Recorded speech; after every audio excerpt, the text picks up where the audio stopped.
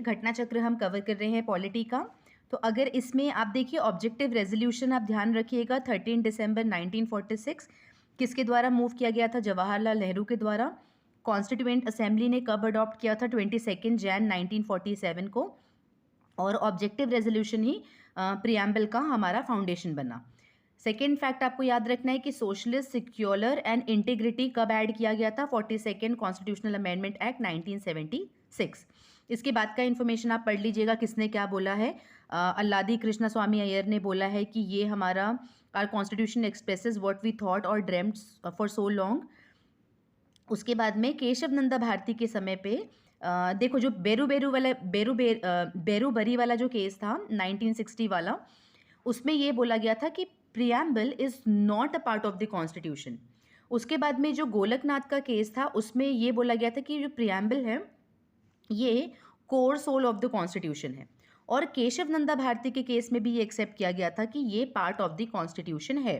ठीक है। फिर एसआर बोमाई का जो केस था उसमें ये बोला गया था, ये अगेन रिआइट्रेट किया गया कि preamble is the part of the constitution.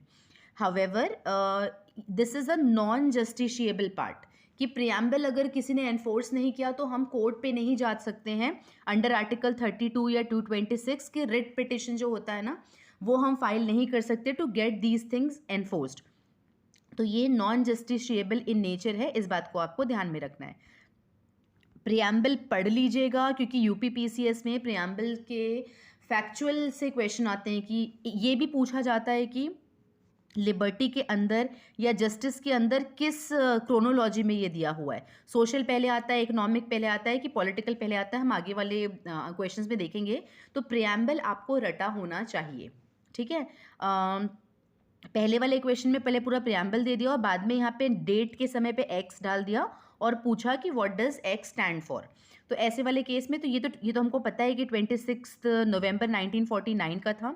26 day of November 1949 को वाला डेट यहाँ पे था। तो Indian constitution starts with the preamble, जो आउटलाइन करता है कि हमारा मेन ऑब्जेक्टिव क्या है, नेचर क्या है हमारे कॉन्स्टिट्यूशन का, उसका ऑब्जेक्टिव क्या है एंड आइडियल्स क्या है। ये अडॉप्ट कब किया गया था? 26 नवंबर 1949 को। फिर नेक्स्ट क्वेश्चन है कि what was the exact constitutional status on 26 Jain 1950। Indian Republic का नेचर क्या था? ठीक है, उसका स्टेटस क्या था? तो ये है सॉवरेन, डेमोक्रेटिक एंड रिपब्लिक। क्यों ऐसा? क्योंकि जो बाकी हैं सिक्योलर, सोशलिस्ट, सिक्योलर एंड इंटेग्रिटी, इसको हमने 1976 में ऐड किया था। तो ऑन 1950 को हमारा जो स्टेटस था वो ये था, ऑप्शन नंबर बी।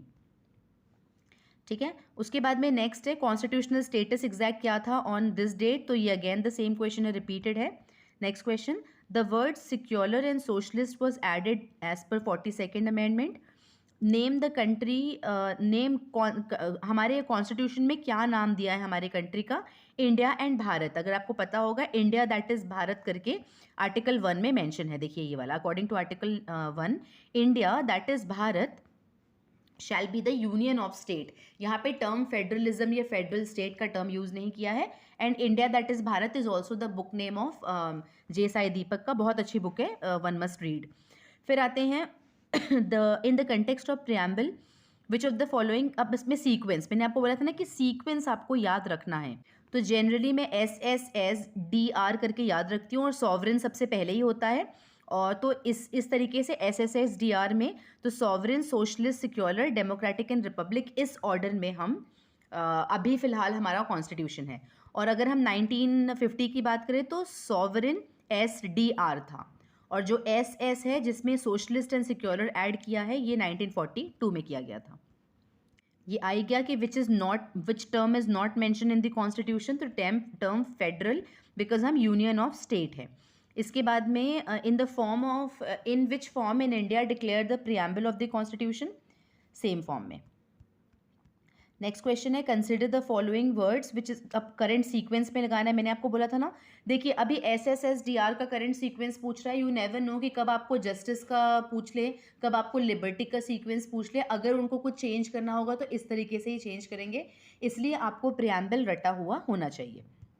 नेक्स्ट है द वर्ड कौन कौन से वर्ड 42nd अमेंडमेंट में ऐड किए थे? तो सॉवरेन तो ऑलरेडी था, सिक्योलर एंड सोशलिस्ट को ऐड किया था, इन दोनों को नहीं। तो 1 and 3 must be the correct answer.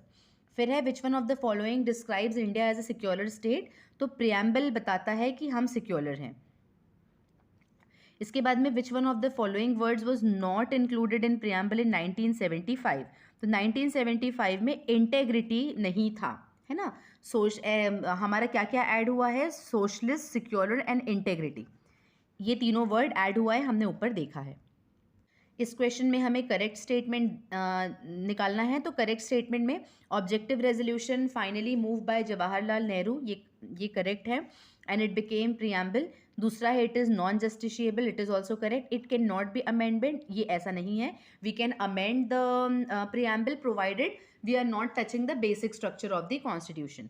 इसके बाद में preamble can not override the specific provision of the constitution. Exactly, it can not override the, हम प्रियम्बल को देख के वो ओवरराइड नहीं कर सकता किसी भी प्रोविजन ऑफ द कॉन्स्टिट्यूशन को। इसके बाद में केशव नंदा भारती के केस में, इसको आप एक बार देख लीजिएगा, ये हमने ऊपर ऑलरेडी डिस्कस किया है। यहाँ पूछ रहा है कि प्रियम्बल को हमने अमेंड किया था बाय 42nd, ये हम पहले भी पढ़ चुके हैं। इसके बाद में the term socialist added 42nd amendment, the term socialist brought as per the 42nd one, ठीक है। फिर preamble of the constitution adopt किया था 26 नवंबर 1949 को, विच 1949 को कौन सा वर्ड नहीं था? तो इसमें हमारा विच वर नॉट प्रेजेंटेड, कौन सा वर्ड नहीं था? तो रिपब्लिक तो था ही था, ठीक है, सिक्योलर वर्ड नहीं था, सोशलिस्ट नहीं था, इंटेग्रिटी नहीं था। तो 1, 2 and 3, तो option number A. The word socialist, security, तो अगेन सेम क्वेश्चन है, ये भी सेम क्वेश्चन है। अब बोल रहा है कि what is the goal of the constitution? The goal of the constitution is to secure और assure all its citizen to justice, social and economic, liberty of thought and expression, equality of opportunity, dignity of individual. तो ये चारों option, all of the above is correct. देखिए बहुत important question है, पूछा है कि कितने टाइप ऑफ जस्टिस हमको मिले हैं, कितने टाइप ऑफ लिबर्टी मिला है, कितने टाइप ऑफ इक्वालिटी मिला है और कितना टाइप ऑफ फ्रेटर्निटी मिला है। तो जस्टिस हम 3 हैं, सोशल, इकोनॉमिकल एंड पॉलिटिकल। इसके बाद में लिबर्टी हमें 5 टाइप की लिबर्टी मिली है, equality, status and opportunity 2 type की है, फ्रेटर्निटी 1 टाइप की है। सो 3, 5, 2 and 1, 3, 5, 2 and 1, option number A.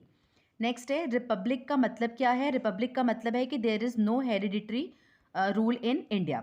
Republic means a state in which supreme power जो होता है is held by the people, and जो हेड ऑफ स्टेट है, इसके देखो रिपब्लिक के 2 मीनिंग होते हैं। सबसे पहले तो ये वाला है कि जो सुप्रीम पावर है वो पीपल के पास में है, ठीक है, और जो हेड ऑफ द स्टेट है वो इलेक्ट किया जाएगा by the people through election. और in case in India the head of the state is elected indirectly है, मगर इलेक्शन तो होता ही होता है। सो इंडिया में इनडायरेक्ट इलेक्शन होता है through elected representative, hence India is a republic country. India has the people sovereign because preamble of the constitution begins with we the people of India. Next question है we the people of India कहाँ पे दिया हुआ है? तो preamble of the constitution. All individuals are fully and equally human, ये किस principal का है? तो ये है यूनिवर्सलिज्म का। अब ये जो बाकी जो प्रिंसिपल्स लिखे हुए हैं इसको आप एक बार देख लीजिएगा, गूगल कर लीजिएगा। सोशलिज्म का डेफिनेशन तो आपको हमारे लक्ष्मीकांत में मिल जाएगा। होलीइज्म या फिर इंटरैक्शनिज्म, ये दोनों को आप एक बार टर्म को बस गूगल करके रखिएगा। यूनिवर्सलिज्म का मतलब क्या है? The principle of all individual are fully and equally human, this is known as universalism. According to this principle जितने भी लोग हैं वो एंटाइटल करते हैं ह्यूमन राइट्स के without any kind of discrimination, ठीक है। Among the correct expression term secular in India, secular in India का मतलब ये है कि there is no religion of the state in India, क्योंकि अलग अलग आपको पता होगा कि हमारे यहाँ पे अलग टाइप का सिक्योलरिज्म है इंडिया पे, जो वेस्टर्न कंसेप्ट से अलग है। इसका आपको चेंज भी उन दोनों के बीच का डिफरेंस भी पता होना चाहिए, क्योंकि बहुत कॉमन क्वेश्चन है, मेंस में आप एक्सपेक्ट कर सकते हैं। तो इंडिया में जो सिक्योलरिज्म का मतलब है वो है कि there is no religion of the state in India, there is a equal treatment of all the religion by the state. फिर आते हैं, और ये अच्छा मैं पढ़ी देती हूँ कि Indian constitution embodies the positive concept of the secularism, जिसका मतलब होता है कि state, India as a state मतलब India as a whole country, हमारे कंट्री का कोई स्पेसिफिक रिलीजन नहीं है, and we give equal treatment to all the religion, and ये किसके द्वारा प्रोवाइड होता है? बाय द स्टेट के द्वारा। नेक्स्ट है which word is not added in the is not in the preamble, तो welfare of the people is not there. फिर है which one of the following liberty is not embodied in the preamble, ही होगा question में probably. हाँ, preamble में तो economic liberty की बात नहीं करी है, ठीक है। जस्टिस की बात करिए, social political and economical justice की बात करिए, बट यहाँ पे हम लिबर्टी की बात करें तो liberty of thought, expression, belief, faith and worship है, यहाँ पे इकोनॉमिक लिबर्टी नहीं है। Which one of the following reflects the most appropriate relation between law and liberty, तो इफ़ देयर इज़, ये यूपीएससी 2018 में पूछा था, थोड़ा सा कॉम्प्लिकेटेड था ये क्वेश्चन, जब क्योंकि इंटरप्रिटेशन, वर्ड्स की इंटरप्रिटेशन टाइप के क्वेश्चन 2018 के बाद से ही चालू हुए थे। इसके पहले आपको डायरेक्टली क्वेश्चंस लक्ष्मीकांत से आते थे, बट अब क्या हो गया, हर वर्ड को इंटरप्रेट करके पूछा जाता है, तो ये वाला जो पैटर्न है इस क्वेश्चन के बाद से यूपीएससी में चालू हुआ था। विच one of the following reflects the most appropriate relation between law and liberty, if there are more laws there is less liberty, if there are no laws there is no liberty, तो ये इसका correct expression था। The two are not an odd with one another rather than, ये दोनों एक दूसरे को complement करते हैं। लिबर्टी सिर्फ तभी से आती है, हमको लिबर्टी इंश्योर कैसे होती है, जब हमारी लिबर्टी लॉ में मेंशन है, it is codified in law, ताकि हमारे लिबर्टी को कोई छीने तो हम डायरेक्टली बोल सकते हैं कि बाय लॉ हमको ये लिबर्टी दी गई हुई है, और बाय लॉ दी गई हुई है इसलिए ये enforceable in the court of law है। इसलिए जहाँ पे भी लिबर्टी और लॉ जो होता है, हमेशा लिबर्टी और लॉ कॉम्प्लीमेंट करेगा, और जहाँ पे लॉ नहीं है तो अगर किसी का लिबर्टी छीना भी जा रहा है तो who is gonna protect us, who is gonna protect our freedom, तो फ्रीडम और लिबर्टी जब लॉ में मेंशन किया जाता है तभी उसको एडिक्वेट प्रोटेक्शन मिलता है। फिर रहता है which of the following is not mention in the preamble, तो ये है religious justice, social, economical and political justice है, ये तो पहले भी डिस्कस किया है। अगेन जस्टिस क्या था, सोशल, इकोनॉमिकल एंड पॉलिटिकल, इस ऑर्डर में है। Which of the following objective is not embodied, तो लिबर्टी ऑफ थॉट तो है, इकोनॉमिक लिबर्टी नहीं है, तो economic liberty is not there, option B. Which of the following is true in relation to the preamble of the constitution, तो the words socialist and secularist were not a part of preamble in 1950। उसके बाद में which part of the constitution has been described as the soul of the constitution, तो soul of the constitution जो define किया गया है वो है preamble को, जो कि के.एम. मुंशी ने डिफाइन किया था, ठीक है। ड्राफ्टिंग कमेटी के मेंबर थे जिन्होंने डिफाइन किया था कि it is the horoscope of our sovereign democratic and republic. Subhash Kashyap ने इसे if the constitution is the body then preamble is the soul of that body, ऐसा उन्होंने कहा था। उसके बाद में बट अगर एक चीज़ और बोलें तो जो सोल है, soul of the heart and soul की जब बात बोलेंगे तो ये आर्टिकल 32 बी.आर. अम्बेडकर ने बोला था। अगर सोलली सिर्फ सोल की बात करें तो सोल जो होगा वो प्रियम्बल कहलाएगा, हार्ट एंड सोल जो होगा वो article 32 that is right to constitutional remedy 32। देखिए इस वाले क्वेश्चन के ऑप्शन में दोनों ऑप्शन दिया हुआ है, देखिए D option and C option, तो क्योंकि दोनों दिया हुआ है तो यहाँ पे सिर्फ सोल पूछा है तो सिर्फ सोल हमारा प्रियम्बल होगा, और अगर हार्ट एंड सोल पूछा होता तो फिर ऑप्शन नंबर डी होता। ये बोला है कि horoscope of our sovereign democratic and republic किसने बोला है, तो ये के.एम. मुंशी ने बोला है। जनरली मैं मुंशी जी जो होते हैं वो हॉरोस्कोप को रीड करते हैं, लाइक दैट मैं मॉनिक्स बना के खुद से याद रखती हूँ एक ट्रिक की मदद से। तो मुंशी एंड हॉरोस्कोप का रिलेशन बना लीजिए दिमाग में, तो आपको एग्जाम में क्लिक हो जाएगा। Who termed it as a sacred document, तो ये किया था बी.आर. अम्बेडकर ने, ठीक है। He believe that a government must be constitutional and that constitution must be treated as the basic and sacred document. फिर आते हैं in which case of the supreme Court preamble became the part of the constitution, तो ये है S R. Bommai case में। In SR Bommai case 1994, the Supreme Court held that the preamble is the integral part of the Constitution. Keshav Nanda Bharati के case में ये बोला गया था कि जो basic structure of the document को आउटलाइन किया गया था. फिर आते हैं which of the cases the supreme court declare preamble is not a part of the constitution. तो ये था 1960 वाला केस बेरोबारी में. फिर आते हैं which of the following case preamble is a part of basic structure. तो basic preamble is a part of basic structure बोला था केशव नंदा भारती केस में. इंटीग्रल पार्ट बोला था SR बोमाई केस में. क्रोनोलॉजिकल ऑर्डर में हमें इसको लगाना है. तो गोलकनाथ का केस पहले आता है, उसके बाद आता है हमारा 24th कॉन्स्टिट्यूशनल अमेंडमेंट एक्ट, फिर आते हैं केशव नंदा भारती केस एंड फिर ये 1976 में 42nd अमेंडमेंट आता है. क्रोनोलॉजी याद रखिएगा दोबारा पूछने के. देखिए 2021 का ही क्वेश्चन है. फिर आते हैं economic justice as one of the objective of the Indian constitution is provided under. तो इकोनॉमिक जस्टिस की अगर बात करें तो इकोनॉमिक जस्टिस में प्रियम्बल एंड DPSP आता है, बिकॉज जो फंडामेंटल राइट्स है वो हमें इकोनॉमिकली प्रोटेक्ट नहीं करते हैं. ठीक है, ये बात का आपको मेंशन किया गया है. लक्ष्मीकांत में भी आपको ये सेम चीज़ें मिल जाएगी. 2013 का क्वेश्चन है. उसके बाद आते हैं, इसको रीड कर लेती हूँ, बहुत इंपॉर्टेंट है. The preamble explicitly provides for economic justice as the objective of Indian constitution. The part of DPSP on the other hand contains the several article, जैसे कि आर्टिकल 38A हो गया जो कि बोलता है कि promotion of the welfare of the people by securing and protecting as effectively as possible a social order, जिसमें इस सोशल ऑर्डर में आएगा justice, social, economical, political shall inform all the institution for the national life. फिर आते हैं the ideals and objectives outline in the preamble of the constitution has further elaborated as the. ये जो हमारा ideals and objective है ये और कहाँ कहाँ पे दिया गया है. तो DPSP में भी दिया गया है, फंडामेंटल राइट्स में भी दिया गया है एंड फंडामेंटल ड्यूटीज़ में भी दिया गया है. तो ABC.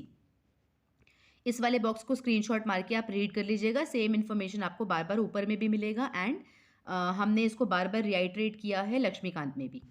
नेक्स्ट क्वेश्चन है the mind of the makers of the constitution is reflected in the following.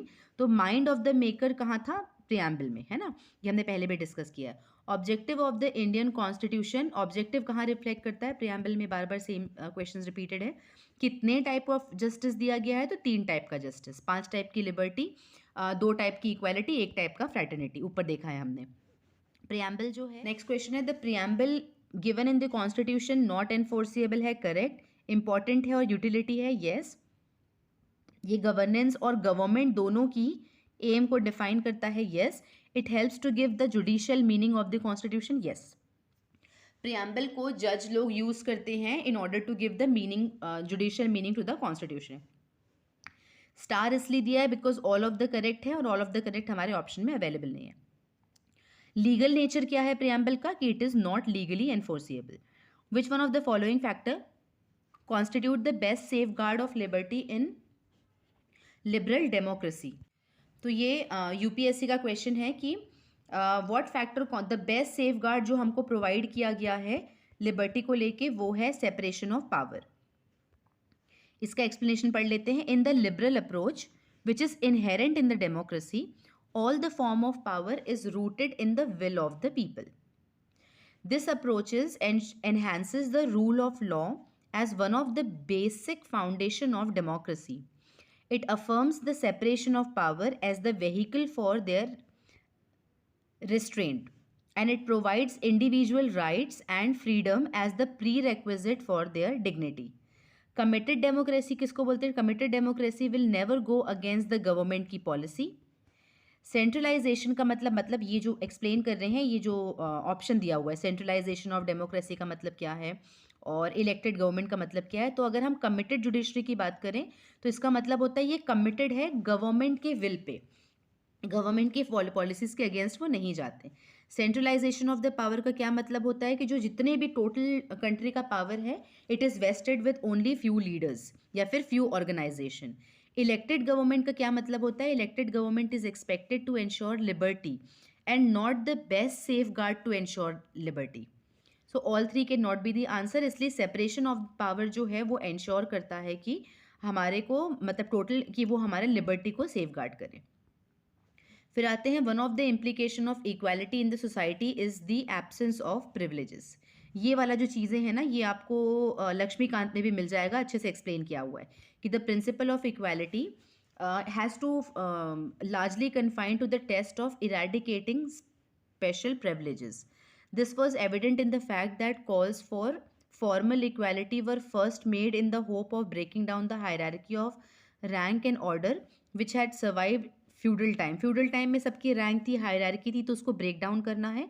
तो प्रिविलेजेस इसलिए ग्रांट किया था कि privilege was granted to a particular class, particular caste, particular gender. इसी चीज़ को ब्रेक डाउन करना था, और इसको ब्रेक डाउन करने का ही जो प्रिंसिपल है वो प्रिंसिपल ऑफ इक्वालिटी आता है। तो प्रिंसिपल ऑफ इक्वालिटी को हम बोलेंगे एब्सेंस ऑफ प्रिविलेज। ठीक है, उसके बाद आते हैं कॉन्स्टिट्यूशनल गवर्नमेंट का मतलब क्या होता है। यूपीएससी का क्वेश्चन है। It means the government is limited by the term constitution. बहुत अच्छा क्वेश्चन था। फिर है which of the following is correct. इसमें से करेक्ट कौन सा है कि social equality is guaranteed in are constitution.